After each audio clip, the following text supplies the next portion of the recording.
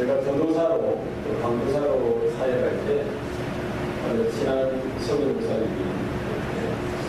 함께 대화를 하는 경우가 있었어요.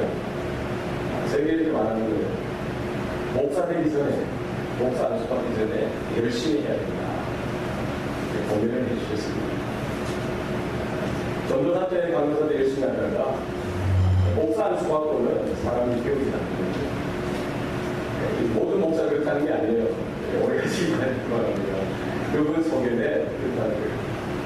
저는 이제 이해하기로는 목사가 되면은 누가 충고하고 누가 권면하고 누가 가르치는 거예요. 그렇지 않겠어요?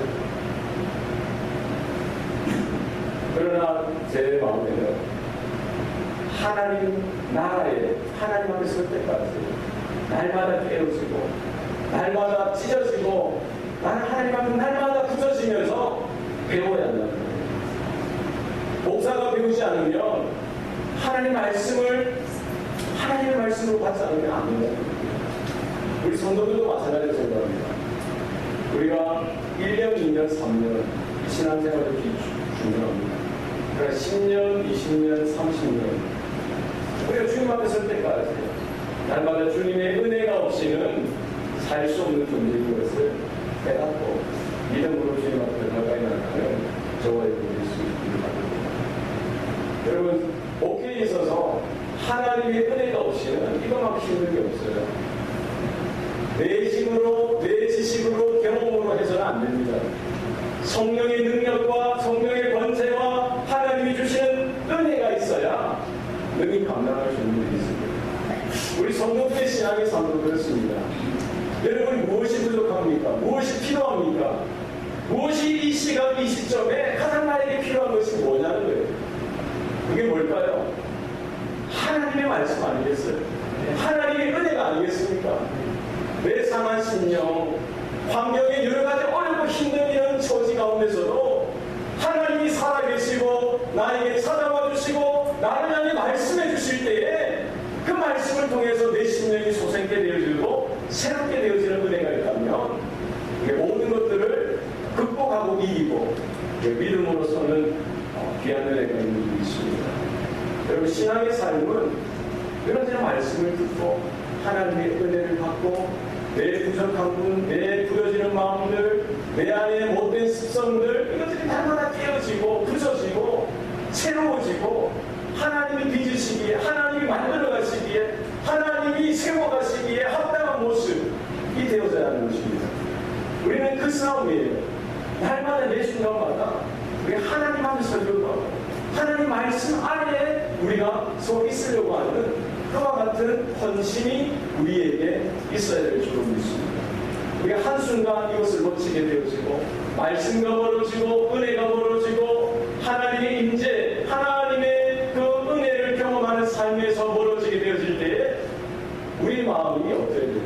신앙생활을 하고 예배를 드리고 또 여전히 똑같은 이런 삶을 살아가지만 내 안에 뭐가 없어요? 기쁨이 없어요. 감격이 없어요. 감사가 없어요.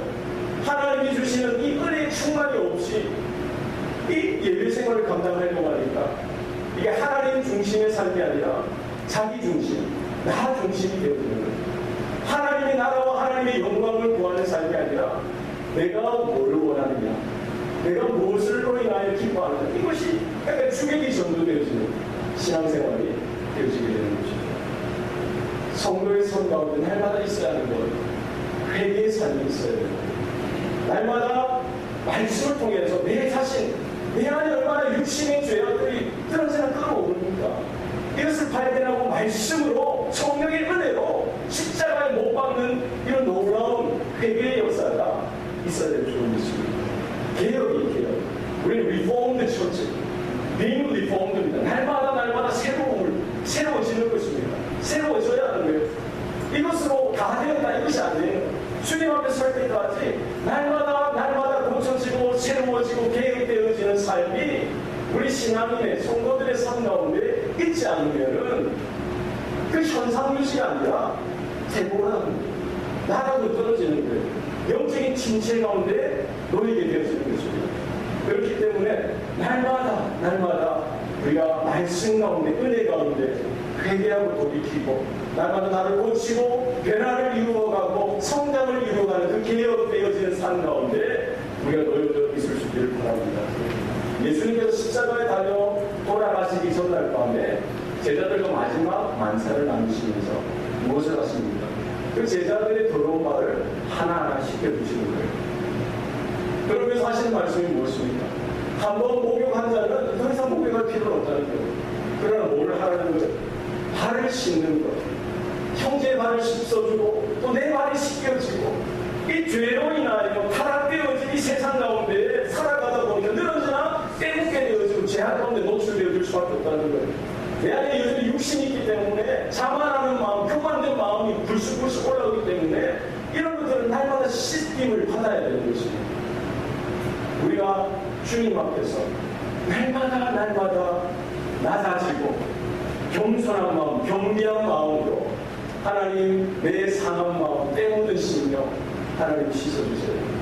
주의 보혈로 인쳐주시사 하나님 깨끗하게 거룩한 존재로 서게 도와주시옵소서. 우리가 예배 때마다 이런 고백을 했으면 좋겠어요. 주님, 나에게 가장 은혜가 필요합니다. 내가 가장 부족한 죄인입니다. 하나님, 내가 가장 깨어지기 싫은 존재입니다. 하나님의 은혜가 없이는 나는 한순간도 설 수 없는 존재입니다. 하나님 불쌍히 여겨주세요. 하나님 긍휼을 여겨주세요. 우리가 이와 같은 예배자의 모습이 저와 여러분의 삶 가운데 우리 자녀들과 가정과 교회 가운데 회복되어지는 은혜가 있기를 소원합니다. 오늘 본문에 보면 예수님께서 고향집으로 방문하십니다. 오늘 1절 말씀에 보면 예수께서 거기를 떠나사 고향으로 가시니 제자들도 따르니라. 지금 거기를 떠나셨다고 했어요. 이 거기는 어디입니까? 5장에 보면 가버나움, 갈릴리 지역의 사역을 이제 대충 마무리하시고 새로운 곳으로 가는데 거기가 이제 고향집이에요. 고향집. 예수님의 고향은 어디입니까? 예수님의 출생은 베들레헴이에요. 육신의 아버지 요셉과 어머니 마리아, 그들이 이제 호적의 명을 따라서 베들레헴에 방문했다가 거기에서 예수님이 출생하시지만 그 이후에 예수님의 어린 시절, 그리고 청소년기, 그리고 청년기, 이 30세가 되기까지 어디에 계셨습니까? 나사렛에 계셨어요. 거기에 가족이 있고 친척이 있고 친구들이 있었던 것이죠. 거기에서 자라났습니다. 거기에서 목수로서 이렇게 아버지의 그런 일을 물려받아서 거기에 나사렛에서 이렇게 성장을 했던 것이죠. 그게 예수님은 뭐라고 우리가 부릅니까? 나사렛 예수. 나사렛 사람, 나사렛 출신, 나사렛이 고향인 사람 예수라고 우리는 부르는 것이죠. 예수님께서 왜 고향을 찾으셨을까요? 우리가 지난 주중에 추석이어서 고향집을 방문했을 겁니다. 그러나 우리 이제 다양사를 하기 때문에 갈 수 없지만 대한민국은 1년에 한두 차례 국민의 대이동이 일어나는 것이죠. 고향을 다 찾아가는 거예요. 못 찾아가 얼마나 아쉽겠습니까? 왜 갑니까? 거기 가면 부모님이 계시고 내 가족이 있고 형제가 있고 자매가 있고 오래된 친구가 거기 있는 거예요. 그리고 만나서 위로를 나누는 겁니다. 정을 나누는 거예요. 내가 여전히 육신이 지치고 마음이 지친 이 마음을 달래기를 원했던 것이죠. 예수님이 아마 그 휴가 차원에서 안식하시기 위해서 이 고향집을 방문하셨을 수도 있을 것입니다. 아마 예수님께서 또 다른 사역을 위해서 지금 고향인 나사렛에 이렇게 찾아가셨을 수도 있겠죠. 예수님께서는 두루하시던 사마리아 뿐만 아니라 갈릴리, 가버나움 여러 지역에서 하나님의 놀라운 사역을 감당해 오셨습니다. 특별히 지금 거기서 떠나서 거기 바로 가버나움 그리고 갈릴리 지역에서 특별히 예수님께서 사역을 집중적으로 하셔서 거기 놀라운 하나님의 역사가 나타났었습니다.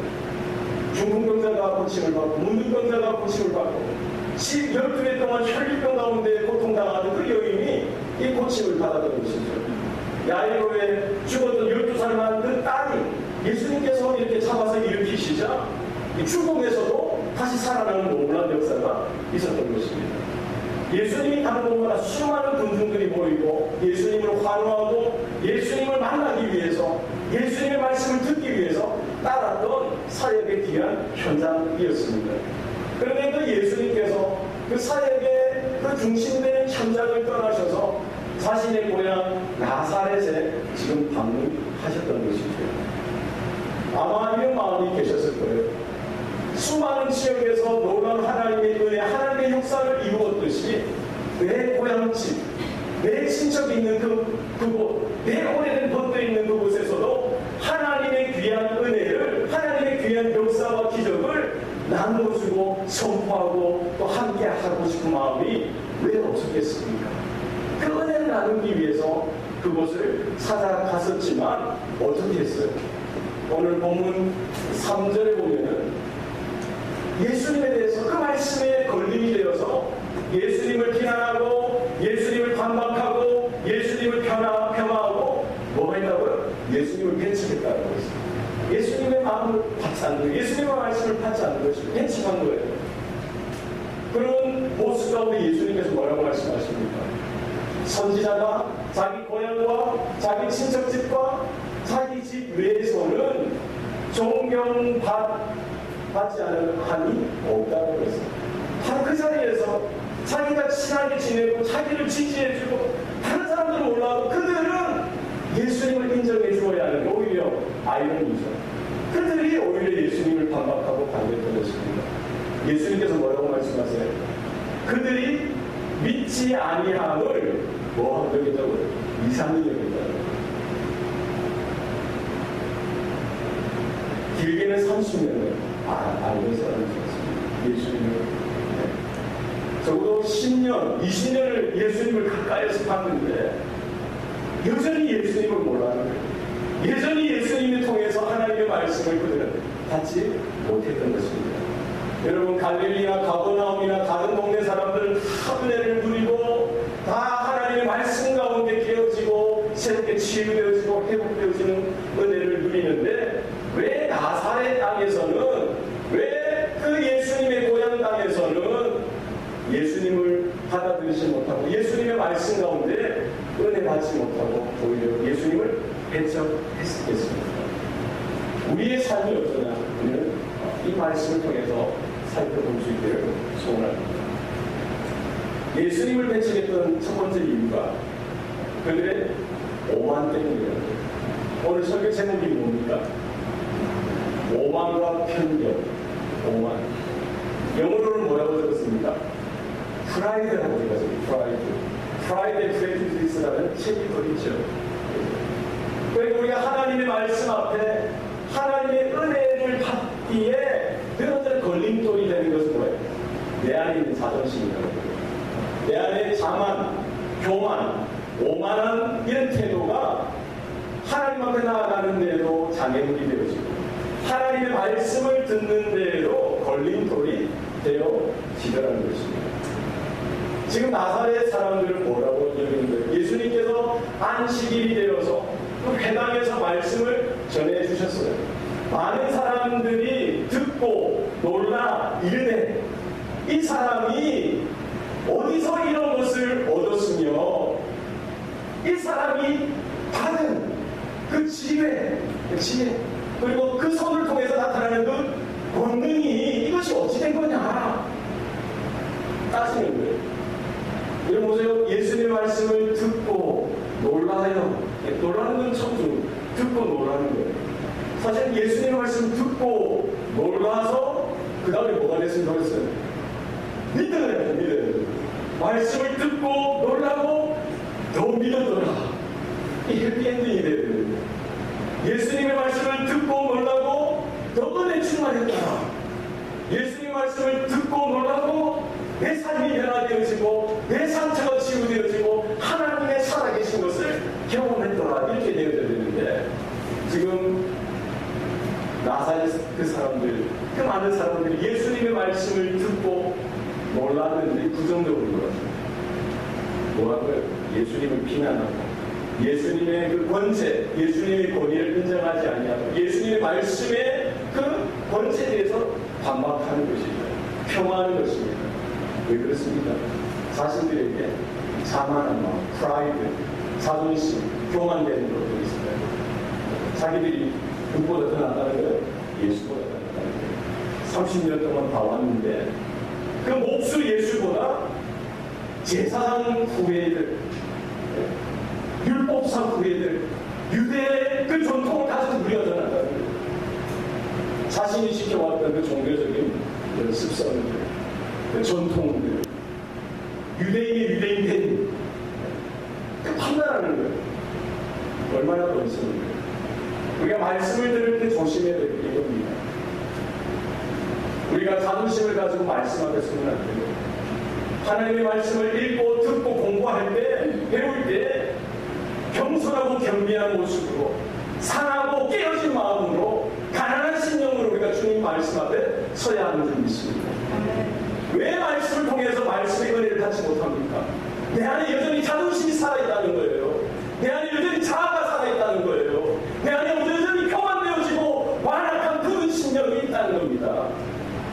하나님의 말씀이 선포되어질 때, 하나님의 말씀을 읽고 들을 때 여러분 겸손하시기 바랍니다. 낮아지셔야죠. 우리 하나님 앞에 넉적 없어야죠. 내 안에 쓴뿌리가 있는 거예요.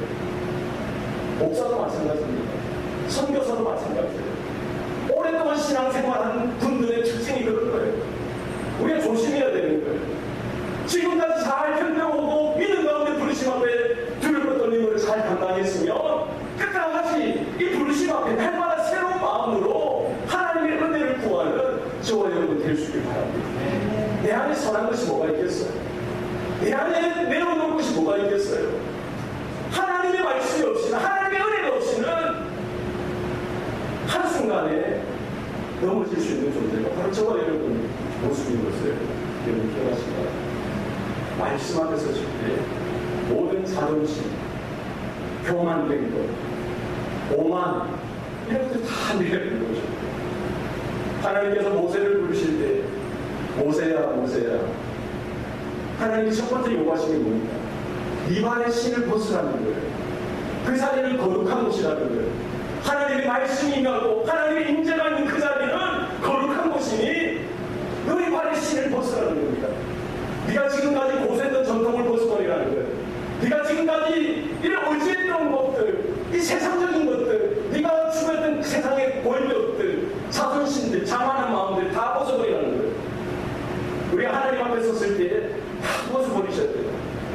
세상의 명예나 지위를 가지고 돈이나 어떤 우리가 이루었던 그것을 가지고 주님 앞에 나가서 한 사람도 없다는 겁니다. 무엇을 하나님 앞에 내놓을 수가 있어요? 우리 한 사람 한 사람이 다 주님 앞에 서게 될 텐데 그때 다 무슨 모습으로 서게 되는 거예요? 내 안에 나를 가릴 게 없어요. 우리 무엇으로 옷을 입어야 됩니까?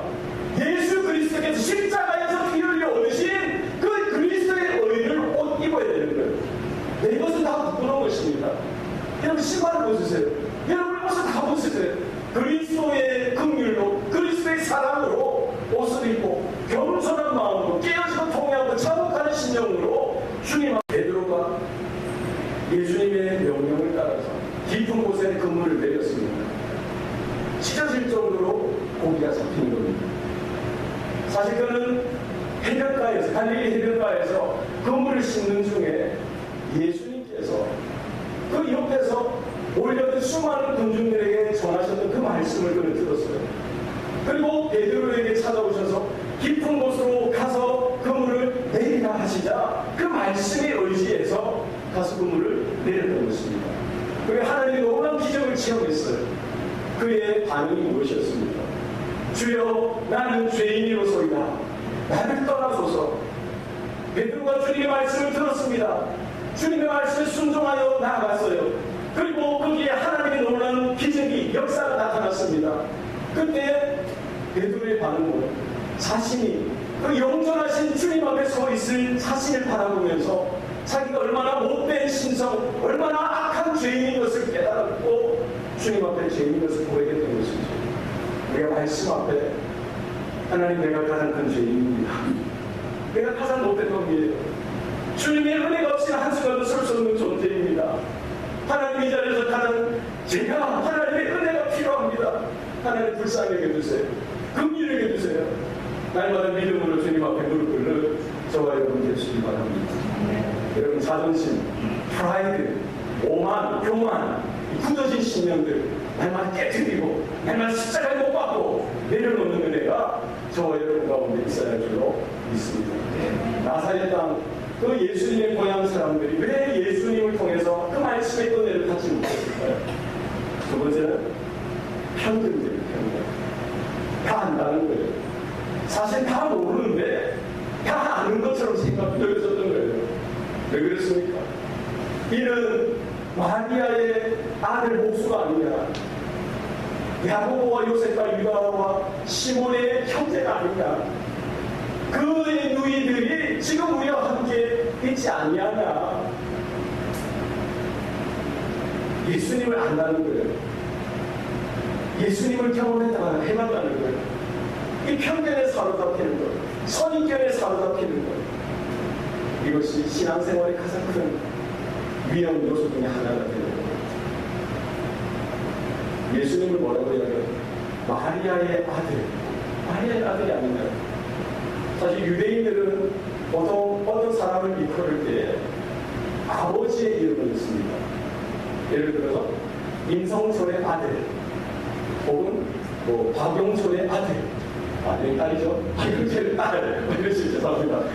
어쨌든 누구의 자식을 거면할 때 그 아버지의 이름을 쓰는 거예요. 혹시 아버지가 일찍 돌아가셨어도 어머니의 이름에 어머니 누구의 아들 혹은 누구의 딸 이렇게 안 쓰는 거예요. 그게 그들의 관심이에요. 그런데 지금 예수님을 표현할 때 뭐라고 썼어요? 마리아의 아들. 이것을 경멸하는 거예요. 이 출생 우리가 다 안다는 거예요. 이 어두운 가을을 우리가 다 안다는 거예요. 그 사람, 그 나사렛 사람들이 소문이 있었겠죠. 그들이 안다고 가지고 뭘 알았겠어요? 성령께서 동정의 마리아에게 임하시고 하나님의 은혜 가운데 잉태되어져서 하나님의 아들이신 그분이 하나님의 특별한 방법을 통해서 이 땅에 태어나셨는데, 그들은 겉에 나오는 그 모습만을 보고는 결혼하기 전에 그랬지, 이 소문을 듣고, 그리고 요셉 아버지가 이제 일찍 소천하고 나서 너 태어날 때도 아버지 없는 자식 아니냐, 너 자라났던 그 삶도 아버지 없이 자라나지 않는 아들이냐, 이게 경멸하는 거예요. 멸시하는 거예요. 우리 문화에서 그렇지 않습니까? 그 한 사람 그 개인을 보는 것이 아니라 그 출신을 보는 거예요. 그 배경을 보는 거예요. 매주 부모 없이 자란 자식 아니냐. 그러니까 그렇지. 저도 아버지 없이 어머니 없이 자랐기 때문에 그렇지. 이 편견이지 않습니까? 선입견이잖아요. 고정관념이지 않습니까? 똑같이 예수님을 향해서도 지금 그렇게 비난하는 거예요. 예수님 되심을 바라보지 못하고, 예수님의 말씀을 예수님의 하나님의 말씀으로 듣지 못하고, 어느 30년 동안 우리 겪어봤지 않느냐? 너 마리아의 아들 아니냐? 너 지금 목수 아니냐? 제사장도 아니고, 바리새파도 아니고, 율법 때 제대로 정식 학교에서 배우지도 못했다. 그러니까 너 목수였지 않느냐? 예수님은 예수님을 인정하지 않는 것입니다. 너의 형제들, 야고보와 요셉과 유다와 시몬, 그 우리를 함께 있지 않느냐? 너희 누이들이 지금 우리와 함께 있지 않느냐? 하고 지금 예수님께 오히려 비난하고 공격하고 있는 그 모습들을 우리가 볼 수 있는 거죠. 우리가 신앙생활하는 데 있어서 가장 조심해야 될 것은 무엇입니까? 편견입니다. 선입견입니다. 내가 다 알고 다 해봤어. 예전에 다 배웠어. 다 해봤던 거야. 이러고 할 말이 없는 거예요. 네. 우리가 어느 집사님들 성경 공부하시죠? 아니 목사님 예전에 다 해봤어요. 다 알아요. 다 배웠어요. 그러고 할 말이 없는 거예요. 뭘로 이야기합니까? 과연 우리가 얼마나 하나님의 말씀을 아느냐, 내가 얼마나 하나님의 은혜를 아느냐, 내가 얼마나 하나님의 그 뜻을 아느냐, 하나님의 영광, 하나님의 나라에 대해서 내가 얼마나 아느냐. 왜 솔직하게 그 말씀 앞에서 내 자신을 내려놓고 말씀을 통해서 내 재단합니까? 아는 게 뭐가 있어요? 뭘 판단하고 뭘 재단합니까? 조심해야 되는 거예요. 우리가 말씀을 듣고 말씀을 배울 때 내가 말씀을 재단하고 내가 말씀을 판단하고 내가 그 말씀으로도 상대를 판단하고 재단하는 건 잘못된 겁니다. 선입견이죠. 어떻게 해야 합니까?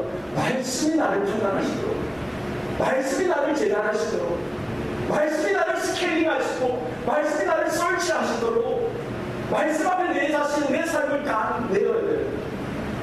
누가 말씀을 판단합니까? 누가 예수님을 판단합니까? 내 안에 있는 선입견, 이 고정관념을 날마다 깨야 돼요. 무엇으로 강론입니까? 날마다 자기를 부인하고 자기 십자가를 지고 주님을 쫓아가지 않고는 늘 언제나 이 교만된 마음, 나의 자존심, 내 안에 있는 선입견, 편견들, 고정된 관념들을 결코 깨트릴 수가 없어요. 아무것도 안 돼요. 아무리 기도를 위해서 하도 안 됩니다. 아무리 신앙이 열려 있어도 안 돼요. 그만 넘어집니다, 여기. 지금 나사렛 사람들이 예수님의 고향집 사람들이 넘어졌듯이 이렇게 쉽게 넘어졌어요.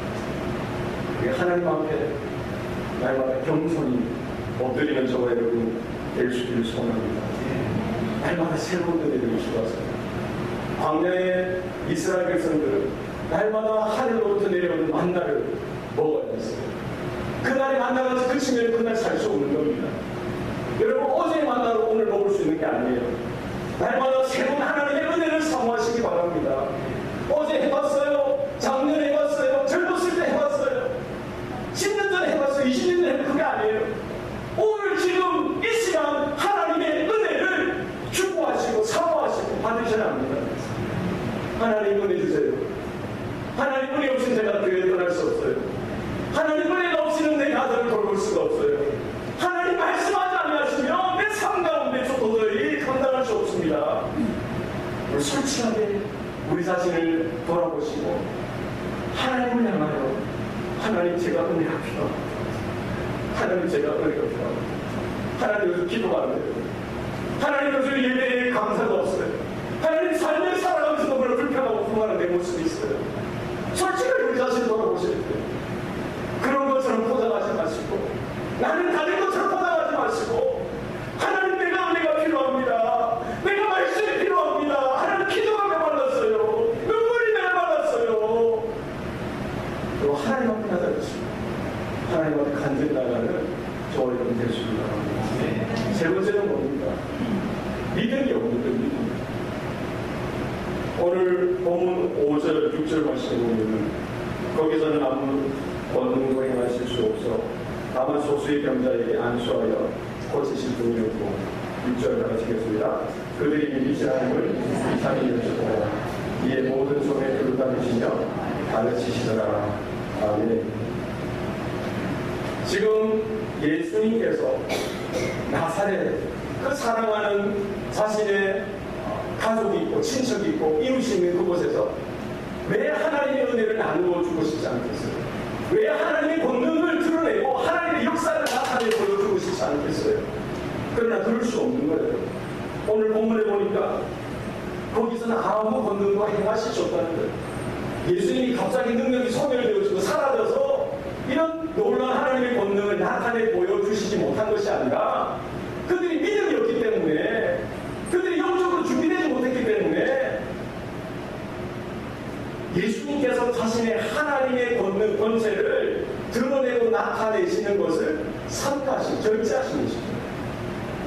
믿음이 없이는 하나님을 기쁘시게 하지 못한다는 것입니다.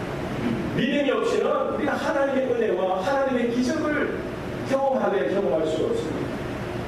너희는 찾으라, 두드리라, 구하라고 하셨어요. 무엇을 구합니까? 간절히 찾고, 간절히 구하고, 간절히 두드리는데 믿음을 가지고 주님을 향하여 기도하고 두드려야 되는 것이죠. 이것을 요구하시는 것이죠.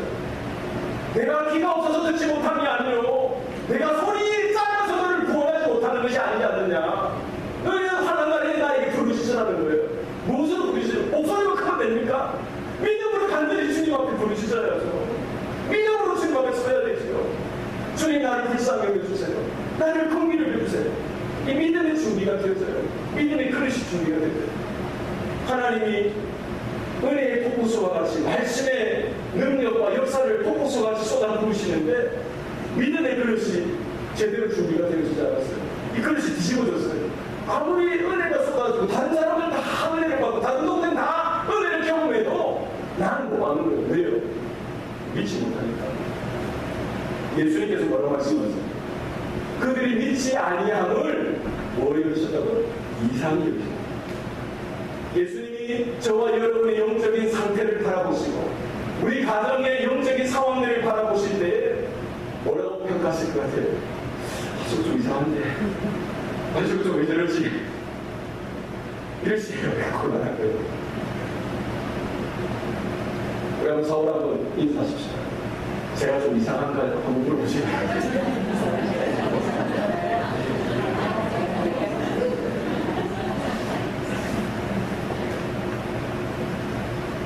하루는 갈릴리 가버나움 사역하실 때 한 이방인 백부장이 예수님을 찾아옵니다. 그리고 강하게 요청해요. 내 하인들 중에 하나가 병들어 지금 죽게 되었습니다. 예수님 고쳐주세요. 예수님께서 그 청을 들으시고 그 집에 가시려고 했어요. 이방인 백부장은 뭐라고 이야기합니까? 우리 집에 들어오시는 것을 내가 감당할 수 없겠습니다. 그냥 말씀만 해주세요. 내 위에도 사람이 있고 내 밑에도 수하가 있는데 저보고 이것을 하라고 이것을 하고 저것을 하고 저것을 하지 않습니까? 그냥 말씀만 해주세요. 주님께 고백하는 것이죠. 주님이 그 고백을 들으시고 뭐라고 말씀하십니까? 이스라엘 사람들 중에서도 이만한 믿음을 내가 찾아보지 못했다. 보지 못했다는 거예요. 지금 나사렛 그 예수님의 고향 유대인들 이스라엘 백성들 그들은 믿는다라고 하면서 믿음이 준비되어지지 않고 오히려 믿음 없으면 예수님이 근심하시고 한식하셨어요. 그러나 한 이방인 백부장의 그 믿음의 고백을 귀하게 인정해 주시고 칭찬해 주시고 그 가운데 역사를 나타내 보여주셨던 것입니다. 우리의 삶 가운데 참된 믿음이 있는지 확인할 수 있기를 바랍니다. 우리 안 되면 이렇게 해서 고백했으면 좋겠어요. 주님 저에게 믿음이 없습니다. 그것에 불쌍히 여겨주시고 나에게 믿음을 더 주세요. 하나님 나에게 믿음이 소멸되어져 있어요. 믿음을 찾아보려고 찾아볼 수가 없어요. 하나님을 찬양하고 하나님을 이렇게 기뻐하는 것보다 오히려 낙심하고 부정적인 생각, 불평과 불만 가운데 불신한 가운데 선들 때가 많습니다. 이런 사실 있는 대로 고백하셨습니다. 하나님 믿음 주세요. 하나님 은혜 주세요. 하나님 기도할 수 있도록 은혜 주세요. 하나님 말씀의 능력을 더하여 주세요. 우리가 고백하세요. 우리가 아버지께 구하면 우리 아버지는 선하시사 우리에게 가장 좋은 것을 주시는 분이 있습니다. 구하는 자에게 성령을 주시지 않겠느냐. 우리가 믿음으로 주님 앞에 나아가는 삶이었으면 좋겠습니다. 성도의 삶은 자전거 페달을 밟는 것과 같습니다. 팽이를 치고 팽치는 것 같아요. 계속 밟아야 돼요. 계속 쳐야 됩니다. 우리가 쓴 것 같지만 이룬 것 같지만 한순간에 이 믿음의 역사가 믿음의 역동력이 사라지면 현상주시가 아니라 넘어지게 되어 있습니다. 퇴보하게 되어 있습니다. 우리의 신앙 있었던 것이 화석하게 굳어지는 거예요. 딱딱해지는 거예요. 불신자보다 못한 모습으로 전환되어질 수가 있는 거예요. 우리가 주님 부르심 앞에 합당한 삶으로 우리가 날마다 믿음의 페달을 밟을 수 있길 바랍니다. 날마다 기도의 페달을 밟을 수 있길 바랍니다. 날마다 은혜의 페달을 밟을 수 있길 바랍니다. 하나님 도와주세요. 하나님 붙들어주세요. 우리가 주님 앞에 설 때마다 주님 내가 가장 큰 죄인입니다. 주님의 은혜가 가장 필요해요. 하나님 우리 교회 중에서 내가 가장 은혜가 필요한 사람입니다. 하나님 불쌍히 여겨주세요. 하나님 말씀 가운데 다시 새로운 얻을 수 있도록 도와주세요. 이와 같은 고백으로 다시 한 번에 회복되어지고 다시 한 번에 새로움을 얻고 다시 한 번에 하나님의 영광을 바라보며 하나님의 나라를 추구하는 하나님께서 붙들어 쓰시기에 합당한 저와 여러분 우리 가정 우리 자녀들의 삶이 될 수 있기를 소원합니다. 기도하시겠습니다. 살아계신 아버지 하나님, 우리에게 찾아와 주시고 말씀하여 주셔서 우리 안에 하나님의 생명, 하나님의 구원이 일어나게 하시니 감사합니다. 광야의 인생길 어디로 가야 좋을지, 무엇을 해야 좋을지 몰라 당황할 때도 주님의 영상 가운데 귀를 기울이게 하여 주시고 말씀을 들을 때 우리의 영이 소생케 되어지고 다시 살아나는 놀라운 역사가 임하게 도와주시옵소서. 하나님, 하나님의 은혜가 없이는 한순간도 설 수 없는 존재입니다. 하나님, 나에게 하나님의 은혜가 가장 필요합니다. 하나님 말씀하여 주실 때 주의 종이 듣게 하여 주옵소서. 우리의 상처난 마음들, 상한 몸들, 우리의 자녀, 우리의 부모님들, 우리의 가정, 우리 교회 하나님 붙들어 주시고 우리가 이 자리에 머무는 신앙이 아니라 주님을 쫓아서 땅끝과 열방을 향하여 복음이 필요한 그 현장을 향하여 믿음으로 나아가는 공동체가 되게 도와주시옵소서. 하나님께서 기뻐하시고 하나님이 인정하시고 하나님이 칭찬하시는 주의 성도들, 주의 백성들, 주님의 몸된 교회가 되게 하여 주옵소서. 오늘도 감사드리고 예수님 이름으로 기도합니다. 아멘.